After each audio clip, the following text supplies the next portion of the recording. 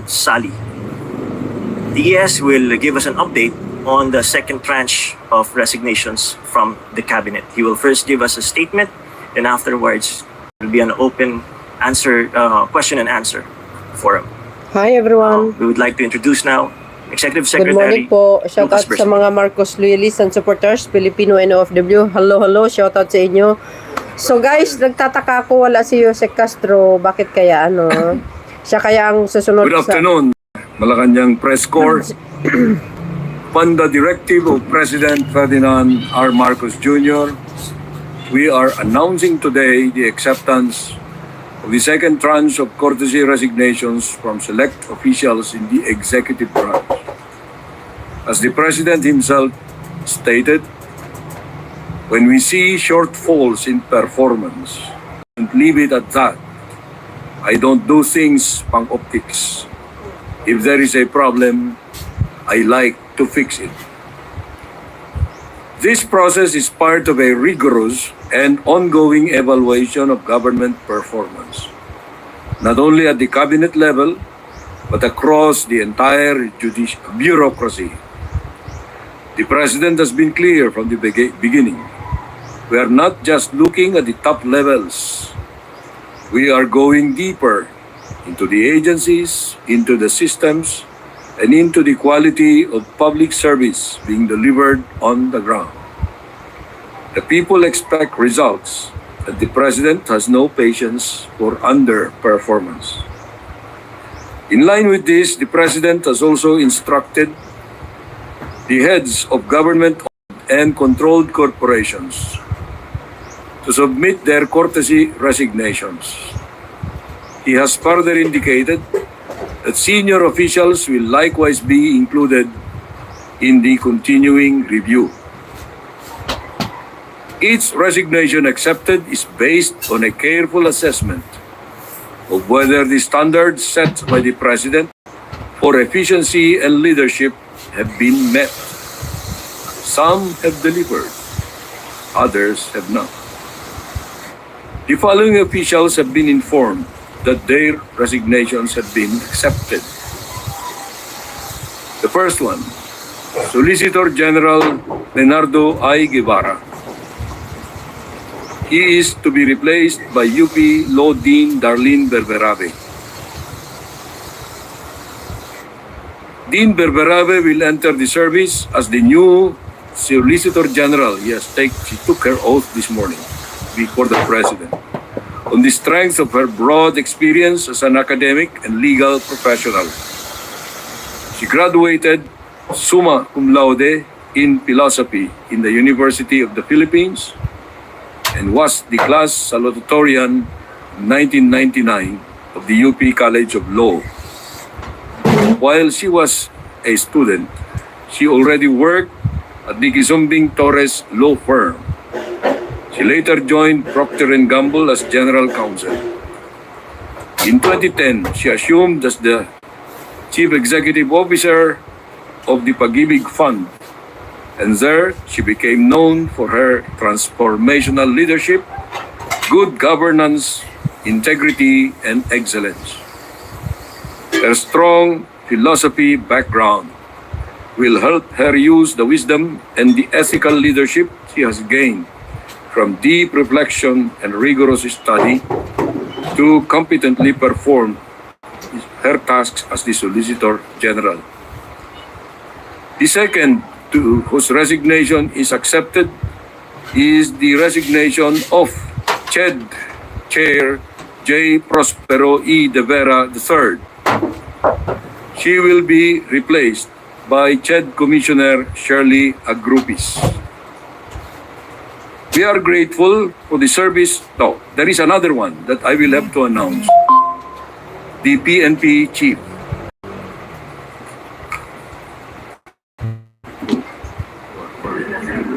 Hala, sino kaya? Sino kaya ang PNP Chief?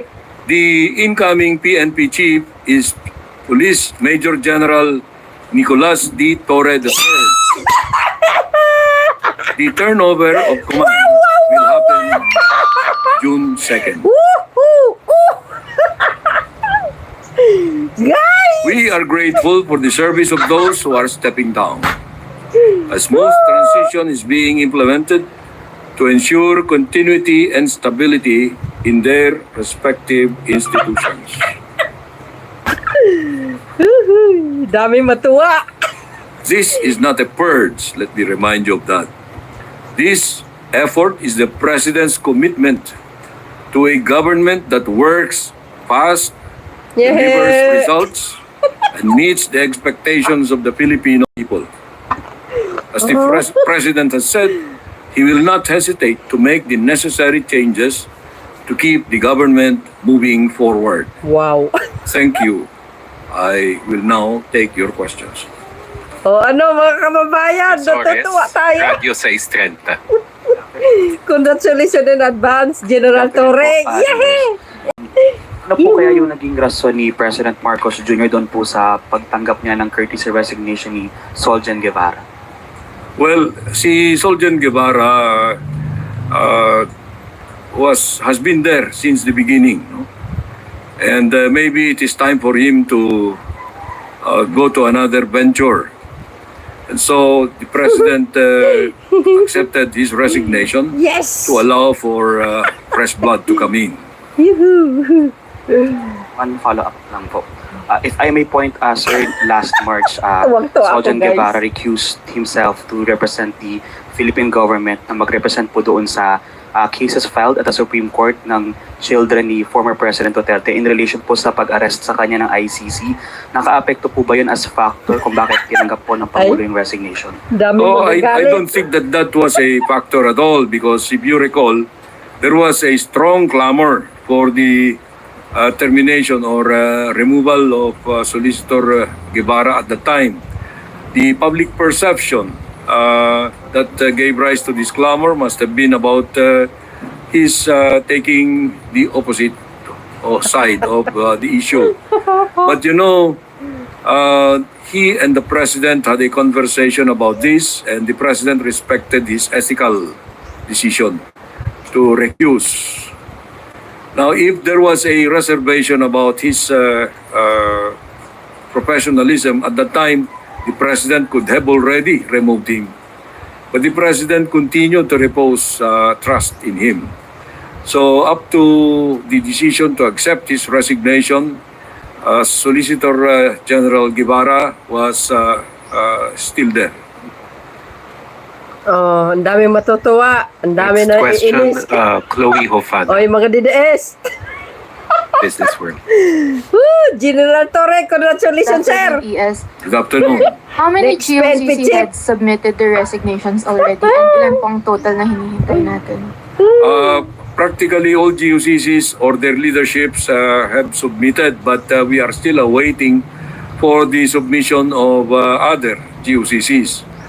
The GCG actually is on top of this situation. It has issued a memorandum, and although that memorandum said that the GUCC resignation should come through us, we will make it clear to the GCG that only the heads of the agencies, the resignation of the heads of agencies should be reviewed by us, and the GUCCs are anyway under an annual term basis. And it is about this time, June, that the GCG reviews the performance of the respective boards of the GOCCs. I cannot give you the exact number now because it increases every day. Sir, follow-up question. How would the resignations impact their operation? Well, there is no appreciable impact at all, negative, because all these people who offer their courtesy resignations are expected to continue performing their functions, discharging their duties until their replacements have been appointed. And that is expected of all public servants. No one abandons because that is part of the obligation of a public servant. And last question from me, sir. Could this signal potential policy shifts or realignment in state-run corporations that might affect private sector partnerships or public-private joint ventures? No, not at all. The stability of policies will continue. The policy directions have been issued to these offices by the President and the governing or the supervising cabinet secretaries. So there is a clear path for all of them to see, to follow, and to traverse. Thank you, sir. Ace Romero, Philippine Star. Secretary, good afternoon. Maaari bang humingi kami ng detalye bakit po si General Torre na 2-star general ang napili ng Pangulo bilang susunod na hepe ng PNP? Wala akong may bigay na detalye dyan, ano? You know, the appointment of elements of the officers of the PNP, there has to be kept confidential. Okay? We should respect that confidentiality, but it's the President's discretion, which I consider to be absolute because he is actually the well, you cannot consider that commander-in-chief kasi civilian yan, no? Pero more or less, ganun. No one can question the use of that discretion, call it inscrutable. But right now, the considerations that weighed in the choice of General Torre should be respected.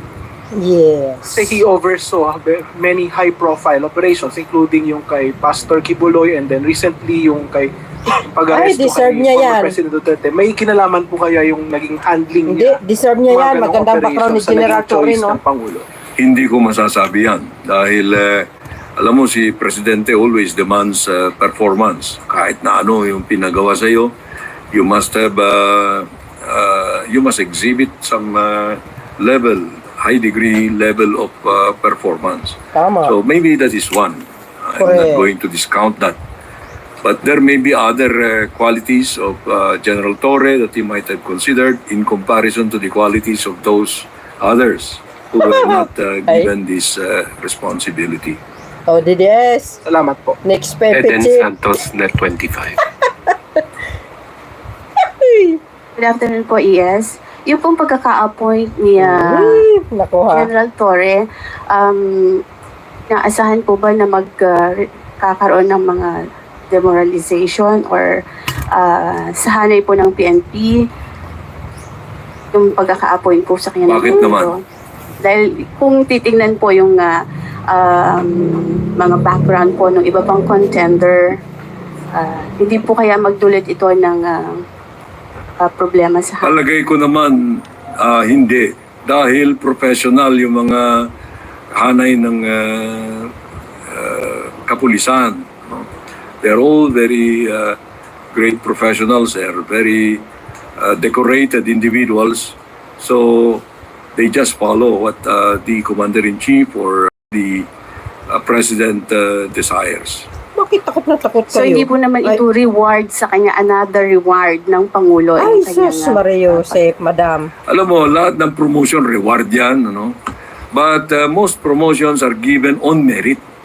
So let us assume that this was given on merit Correct. because, you know, it was not an easy decision on the part of the president. He considered, to my recollection, 5 names. No? And you must probably have an idea of who those 5 were. But as of this time, the decision was already made and it favored Police Major General Torre. By the time he accepts this appointment, he will have the 4 stars. That is the Correct. regulatory rank, the stars.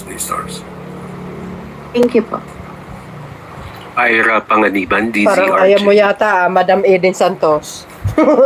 Yes, General Torre will be serving 1 year and 9 months, if my calculations are correct. That means he will be one of the longest chief of the Philippine National Police to serve. Does this mean there are going to be more of activities that he has been doing in the past we can expect in the future, like what happened to the KOJC, the Duterte incident, and all other incidents that General Torre has been involved in? Well, let him show to us. I do not understand too well the question. No? Performance is always depending on the situation. Correct. In these kinds of operations of the police, he was given an assignment. Yung KOJ, ang sinasabi mo.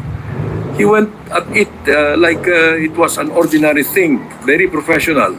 Tama. So we should praise him for that. Correct. There may be other situations like arresting a kidnapper. That's another kind of operation. So let us not judge a person on the basis of one that he had done very excellently. Baka yung next na kanya, palpak siya. Ibig sabihin nun, it's not going to be easy for us to predict. Follow up lang. So, serving for a year and 9 months, the longest I remember of a chief PNP serving very long is something like 6, 7 months, 8 months at most.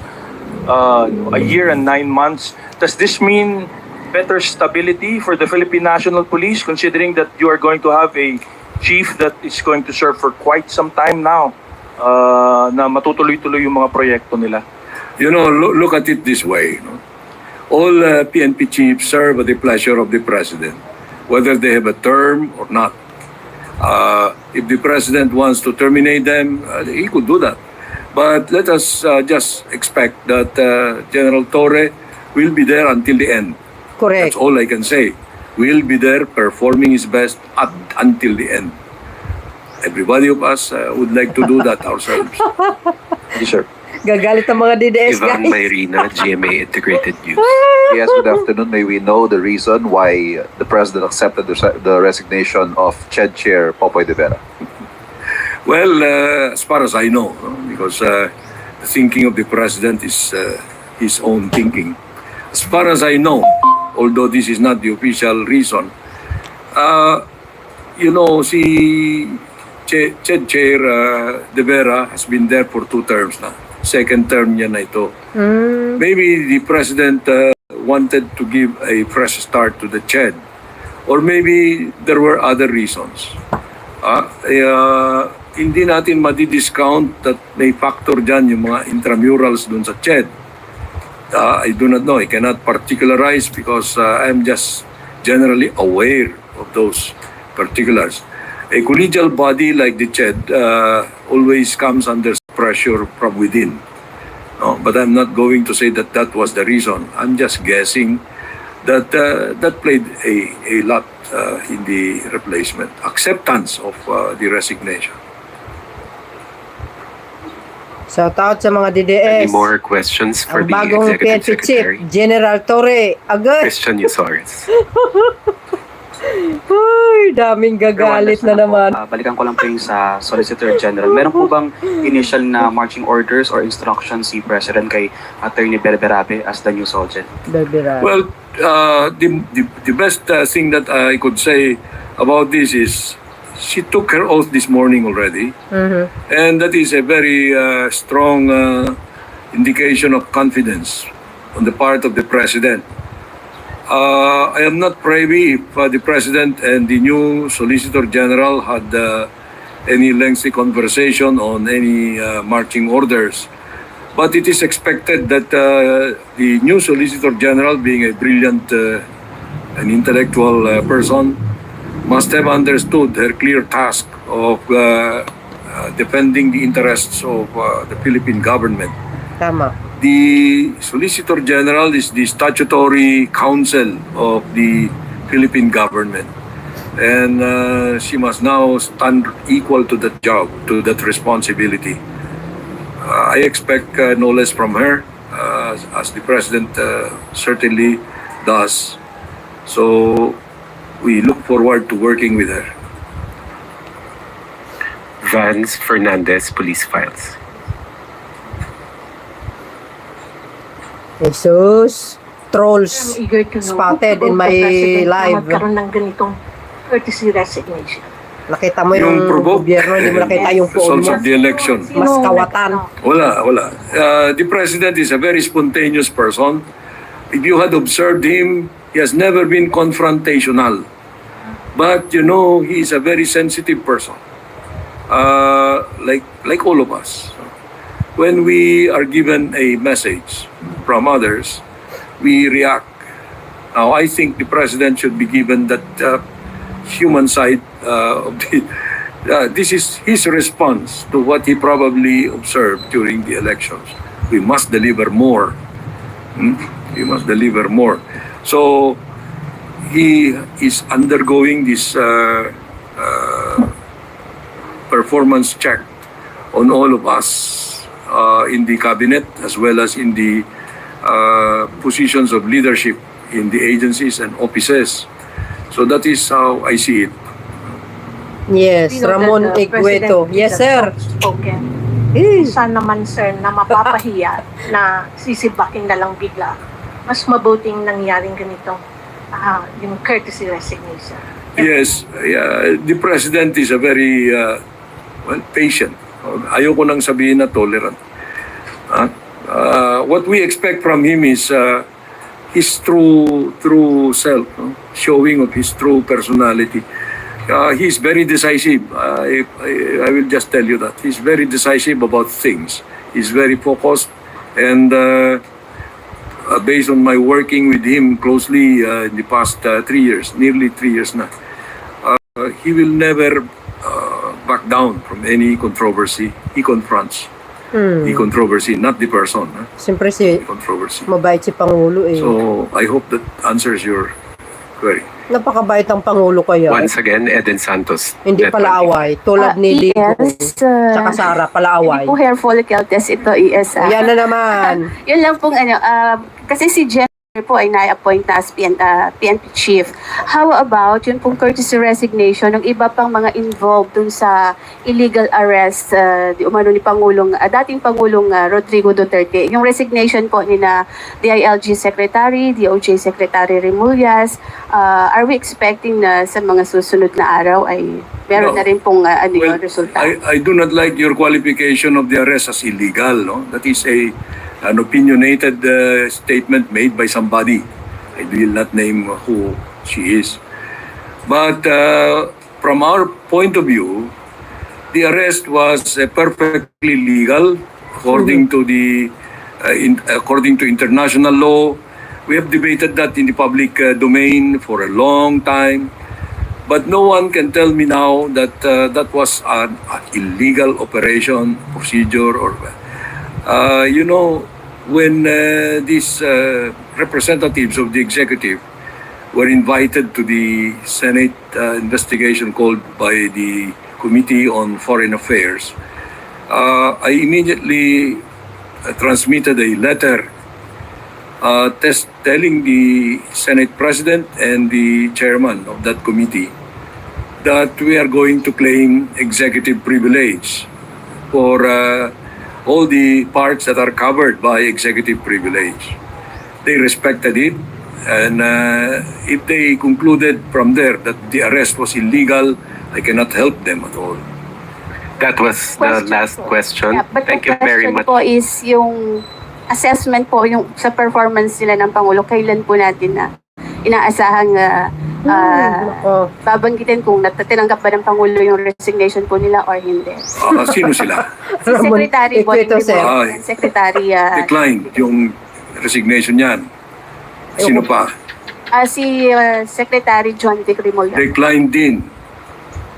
How about the Secretary Anyo? I do not know yet because that is a personal thing for the president, you know, security advisor yan. And I actually that resignation letter was not coursed through me because it's a personal well, they have a personal thing dyan. Kung ayaw ni presidente tanggapin, it's up to him. How about Secretary Gubuchordoro po? Hindi rin. Gusto mo bang lamunin tayo? No? So yung po tatlo, dinicline na po ng Pangulo. Yeah, definitely. Declined na yan. Thank you very much. Thank you very much, Executive Secretary Lucas Bersamin, Honorable Undersecretaries. Thank you very much. We now turn over the floor to Secretary J.C. Ruiz. Oh guys, narinig niyo siguro. Oh, mga DDS. Thank you. PNP Chif to the na yung Malacanang pinakaayaw Presscon. nyo. By the way, your IDs are ready. We will now distribute your IDs. But of course, the accreditation will still continue. Ayusin na lang natin yung we'll talk about it. Mike? Hala guys, wala si Sorry? Secretary Claire. Yusek. Anyari? Secretary Ano yun? Ruiz. Ba't wala si Yusek? Yes. Yes. Yeah. No, not. So yan guys, hanggang dito na lang. Ano po masasabi niyo? Thank you for watching. See you again on my next upload video. Salamat po. Oh, ayan, meron na tayong PNP Chif. Ayaw ng mga DDS. Ako'y natutuwa talaga mga kababayan. Thank you guys. Bye.